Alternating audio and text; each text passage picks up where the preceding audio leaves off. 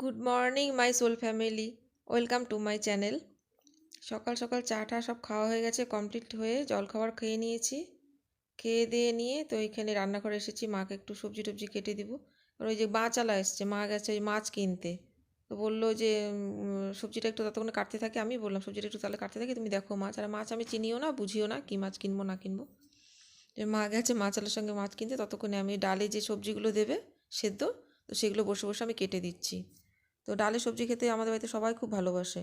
আজকে ভেজ ডাল হবে না, কিন্তু ওই ডুমো ডুমো করে কেটে মটরের ডাল বা ছোলার ডাল কী জানি একটা ডাল করবে, তো তার মধ্যেই সবজিগুলো সেদ্ধ দেওয়া হবে। আজ বৃহস্পতিবার করে মা যেহেতু নিরামিষ খায়, তো একবারে ভেজ ডালটা হয়ে থাকলে, এই ডালটা হয়ে থাকলে মারও হয়ে যাবে, তার সঙ্গে ভাজাভুজি কিছু একটা করলে মার হয়ে যাবে। আর আমাদের ডিমের ডালনা বা কিছু একটা করে দেবে। সেগুলোই কাটতে আসলাম, তারপরে বাকিটা মা পরে কেটে নেবে।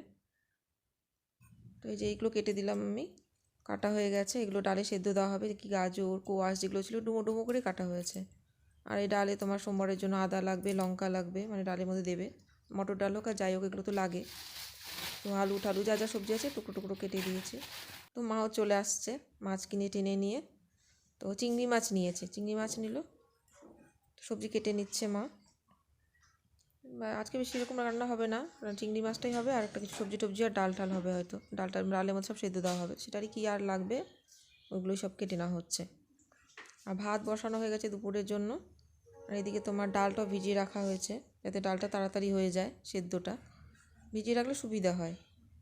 তো আমি এদিকে সবজি টবজি কাটা হয়ে গেলে তোমার এই সব সবজি যে চোচা টোচাগুলো ছিল ওগুলোকেই সব পরিষ্কার করে নিচ্ছি। সাথে সাথে পরিষ্কার করে নিলে সুবিধে হয়। মাও পছন্দ করে না ওগুলোকে সবজি চোচা কেটে সবজি রেখে দেওয়া চোচাগুলোকে। তো ওগুলোকে কেটে পরিষ্কার করে আবার রান্নাঘরেই রাখতে হবে, বাইরে ডাস্টবিনে রাখা যায় না। কারণ কুকুর বেড়াল একদম ছড়িয়ে ছিটিয়ে আরও নোংরা করে দেয়, খাটনি ডবল হয়ে যায়। তো সারাদিনে আমাদের যা কিছু হয় রান্নাঘরে কোনো প্যাকেটের মধ্যে রেখে দিই, সকালবেলায় ময়লার গাড়ি আসে, তো তখন ওগুলোকে বের করে দিতে হয়। সেই আমি এগুলো পরিষ্কার করে নিচ্ছি, পরিষ্কার করে নিয়ে ওই প্যাকেটের মধ্যে ভরছিলাম। এদিকে মারও রান্না প্রায় কমপ্লিট হয়ে আসছে। রান্না হয়ে গেলে তারপরে পরে দেখা যাক কী করি। আমি ততক্ষণে ঠাকুরের বাসন মাজতে চলে এসেছি কলের পাড়ে। আজকে বৃহস্পতিবার, প্রচুর বাসন হয়, এগুলোকে পরিষ্কার করে না মাজলেও হয় না। পিতাম্বরীটাও শেষ হয়ে গেছে, পিতাম্বরীটা থাকলে একটু খাটনিটা কম হয়। তো ঠাকুরের বাসনগুলো মাজতে বসেছি, মাজা হয়ে গেছে আমার। এবার চলে আসলাম ওই ঘরগুলো মুছতে হবে। তো ভালো করে আমি নিচ টিচ দিয়ে বৃহস্পতিবার করে হোক যে কোনো প্রত্যেক দিন ঘরের ভেতর টেতরতে নিচ টিচ ভালো করে মুছি না, সামনে মোছা হয়। এবার আজকে বৃহস্পতিবার তো ভালো করে তোমার এটা দিয়ে ভালো করে ভেতরে ভেতরে ঢুকিয়ে বেশ সুন্দর করে মুছে দিচ্ছি। ওগুলোকে সরিয়ে নিয়ে তাহলে সুবিধা হয়, তাহলে প্রতিদিন তার পরিষ্কার থাকে। আর সপ্তাহে একদিন দুদিন ওইভাবে পরিষ্কার করে দিলেই মেনটেন হয়। রোজ সম্ভব হয় না, যেটা সত্যি কথা, পসিবল হয় না রোজ ওই মানে সমস্ত ভেতর টেতর দিয়ে মোছা রোজ পসিবল হয় না। তো আজকেই আমি ভালো করে তখন সব সরিয়ে টরিয়ে খাটের নিচ টিচ দিয়ে ডাসাটা ঢুকিয়ে বেশ ভালো করে মুছে দিচ্ছি। আর এটা দিয়ে না মুছতে সুবিধা হয়, একদম অল্প অল্প জায়গায় বেশ কোনা কাঞ্চি সমস্ত জায়গায় ঢুকে যায়, বেশ সুবিধা হয়, ঘরটা বেশ পরিষ্কার হয়। তো আমি একবার করে মুছে নিয়েছি, মুছে নিয়ে আরেকবার করে মুছে দিচ্ছি। তো কারণ ওই যে মিস্ত্রি আগে কাজ করেছিল, তো সিমেন্টের নোংরাগুলোই মনে হচ্ছে কি যাচ্ছে না ঘরের থেকে, যতই পরিষ্কার করা হচ্ছে। তো একবার করে মুছে নিয়েছি, আমি মুছে নিয়ে আরেকবার করে মুছে দিচ্ছি। মুছে টুচে নিয়ে সামনে বারান্দা আছে, ওই বারান্দা দিয়ে সিঁড়ি দিয়ে বেরিয়ে যাব, বারান্দাটাও মুছবো। তো এই ঘরের বারান্দাতে সামনে দিয়ে বারান্দা চলে যাচ্ছে, আমি বারান্দা দিয়ে বারান্দাটা একবারই মুছে নেব, ঘরটা দুবার করে মুছে নিয়েছি। তো বারান্দাটা মুছে এটা দিয়েই ওই সিঁড়িটা আছে, সিঁড়ি দিয়ে বেরিয়ে যাব। তো ওটাই মুছে নিচ্ছি আমি। তো ওই বারান্দাটাও মুছে নিচ্ছি, চলে এসেছি বারান্দায়। বারান্দাটা ছোট, বেশি বড় বারান্দা না, বেশি ময়লাও হয় না, ধুলাবালিও পড়ে না খুব একটা, কারণ কি মেন গেট যেহেতু এটা আছে সেহেতু এটা খুব একটা ইউজ হয় না দরকার ছাড়া। তো বারান্দাটা মুছে নিয়ে তারপর উঠোনটা ঝাড় দেবো, তাই ঘরটা আগে মুছে নিলাম, কারণ উঠোন টুটুন ঝাড় দিয়ে আর ঘরের ভেতরে মুছবো না। ঘরটা মুছে নিলাম, মুছে নিয়ে তারপর উঠোন টুন ঝাড় দিয়ে সামনে জল টল দেবো মেন গেটে। তো ওই দেখো আমি হয়ে গেছে, আমি চলে এসেছি উঠোন ঝাড় দিতে, উঠোনটা ঝাড় দিচ্ছি। আর ফাল্গুন চৈত্র মাস তো এখনও পরেই নাই, উঠোনে তো সেরকম নোংরা না, নোংরা বলতে শুধু পাতা আর পাতা। আর মার শখের সব গাছ রয়েছে, সেই গাছগুলো তো মা পেয়ারা খায় না, কিন্তু গাছ লাগাতে এত ভালোবাসে, সেই পেয়ারা গাছে পাতা এখন তো সবে এইটুকু। আর ফাল্গুন চৈত্র মাসে ঝাড় দেবে আবার পাতা, ঝাড় দেবে পাতা, মানে কলপাড়ে পাহাড় জমে থাকে, এত পাতা জমে। তো ওগুলোকে আমি ঝাড় দিয়ে গেটের বাইরে করে দিচ্ছি, রাস্তার সামনেটাও ঝাড় দিয়ে দেবো, বাড়ির সামনেটা গেটের সামনেটা ঢোকার মুখটাতে পরিষ্কার না থাকলে ভালো লাগে না। তো এই ঝাড় দিয়ে আমাদের ওইদিকে একটা ছোটো গেট আছে, ওই দিকেও পাতা পড়ে আছে, তো ওগুলোকেও আমি ঝাড় দিয়ে দিচ্ছি। রাস্তাটা সামনেটা পুরোটাই ঝাড় দিতে গেছি, দেখা যাচ্ছে না ওই জন্য আমাকে। ওই পুরোটাই ঝাড় দিয়ে ওইদিকে গেটটা আছে, ওইদিকে ঝাড় দিয়ে এখানে জমি রেখেছি, পরের দিন নিয়ে নেবে ময়লার গাড়ি। তো ওই যে মাকে দেখতে পাচ্ছি, মা উপরে ছাদের থেকে আমাকে দেখতে পাচ্ছে। মা ছাদে গেছে, রান্না টান্না হয়ে গিয়ে মা ছাদে গেছে রৌদ্রতে, একটু বলছে রৌদ্রে একটু বসে আসি, ভালো লাগছে না। তো আমাকে বলছে রাস্তা এখানে ঝাড় দিয়ে নিচ্ছে, হ্যাঁ একটু পরিষ্কার করে ঝাড় দিয়ে নিই, তার পরের দিন ময়লা গাড়িতে সে নিয়েই যায়। আর সামনেটা না ঝাড় দিলে ভাবছিলাম এটা ঝাড় দিয়ে চলে আসবো, তারপরে দেখি যে ওই গেটের সামনে দেখি পাতা পড়ে আছে। তো ভাবলাম যখন দিচ্ছি তাহলে ওই গেটের সামনে একটু ঝাড় দিয়ে দিই একবারে পাতাগুলো। তো ওগুলোকে ঝাড় দিয়ে একখানে জমা করে রেখে দিচ্ছিলাম রাস্তার সাইডে, তো পাতাগুলো যাতে পরের দিন ময়লা গাড়ি যখন রাস্তা ঝাড় দিতে যখন আসবে তখন নিয়ে নেবে। ঝাড়টা দিয়ে চলে আসছি, এবার জল দিয়ে দেবো। সামনেটা ভালো করে একটু জল দিয়ে আজকে পুরোটা ধোয়াবো না, মেন গেটের সামনেটা একটু ধুয়ে দিয়ে তারপর গেটের সামনে জল দিয়ে দেবো, কারণ আজকে এমনিতে অনেকটা বেলা হয়ে গেছে, পুজো বাকি আছে। সামনেটা একটু ধুয়ে দিচ্ছি, নাহলে সামনেটা পুরোটাই ধুয়ে দিই, তো আজকে পুরোটা ধোয়া হবে না। তো সামনে একটুকু ধুয়ে দিয়ে মেন গেটে জলটা দিয়ে দেবো। জল দিয়ে স্নানের জল বসানো আছে, জলও মনে দিকে হয়ে গেল নাকি, স্নান করে আবার পুজো দিতে হবে। তাড়াতাড়ি এটা করে নিয়ে যাবো ওদিকে। এই যে মা রান্না বান্না কমপ্লিট হয়ে গেছে, বেসিনে কিছু বাসন জমে আছে, রান্না ভালো স্নানের আগে তাহলে এগুলো একটু মেজে দিয়ে যাই, সুবিধে হবে। তাহলে স্নানের পরে এগুলো ভালো লাগে না, যখন স্নান যখন হয়ই নাই, মা রান্না যখন হয়ে গেল তাহলে ভালো আছে এগুলো একটু মেজে নিই।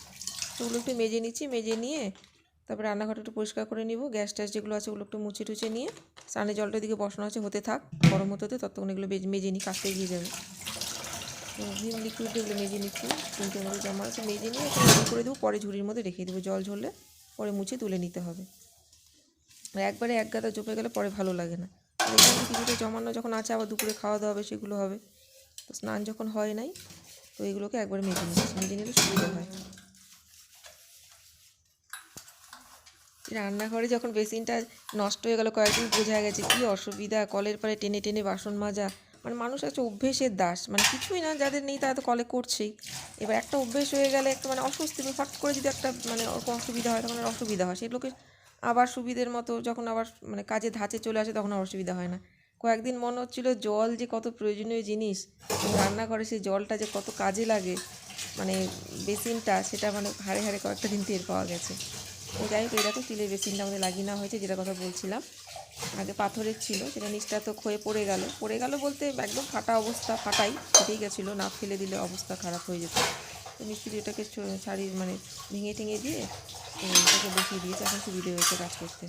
অনেক বছরই হয়ে গেছিলো, ওটার কতদিন আর যাবে, পাথর জন্য তো এতগুলো বছর টিকলো, অন্য কোনো হলে হয়তো এতদিন যেত না। তো মেজে নিচ্ছি ওগুলোকে, আর রান্নার পরে যে রান্নার যে ঘটি রটিগুলো বা মগগুলো যেগুলো রান্নার কাজে ইউজ হয়, ওগুলো ডেলি মাজা হয় আমাদের, মারও অভ্যেস, আমরাও মেজে নিই। ভালো লাগে না জমিয়ে রাখলেও, রান্নার জিনিস হাতে হলুদ টলুদ ভরে, জল টল তোলা হয়, তেল ছিটে হয়েই যায়, তো রোজ কাটা রোজ মেজে নিলে পরিষ্কার থাকে, ভালো লাগে দেখতে।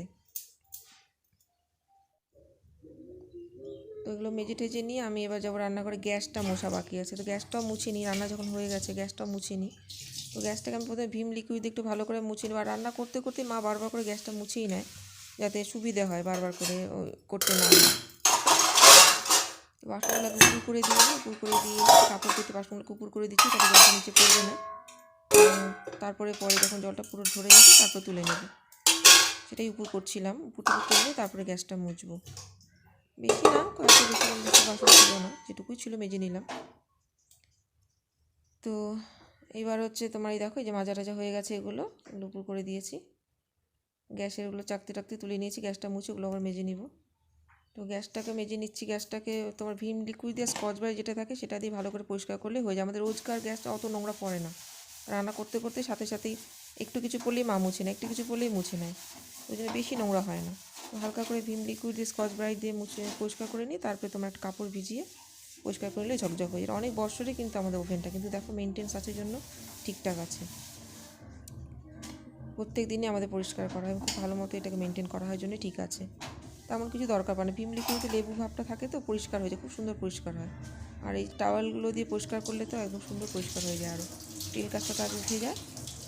আজকে অতটা তেল পড়েনি, এমনি ভিম লিকুইড দিয়ে মেজে নিয়ে তারপরে তোমার এই যে শুকনো কাপড় ভিজিয়ে নিয়ে একবার করে মুছে নিচ্ছি, তাহলে পরিষ্কার হয়ে যাবে।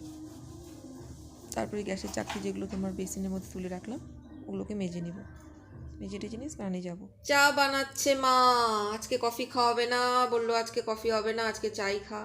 আর ওইদিকে দেখো সারা শীতে কাপগুলো ধরছে, কাণ্ড কারখানা দেখো, অল্প অল্প করে ঢালো তা না।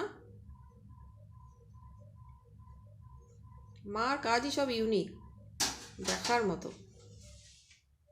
হাসে আর। হ্যালো, দেখো আবার চলে আসলাম তোমাদের সামনে গল্প করতে।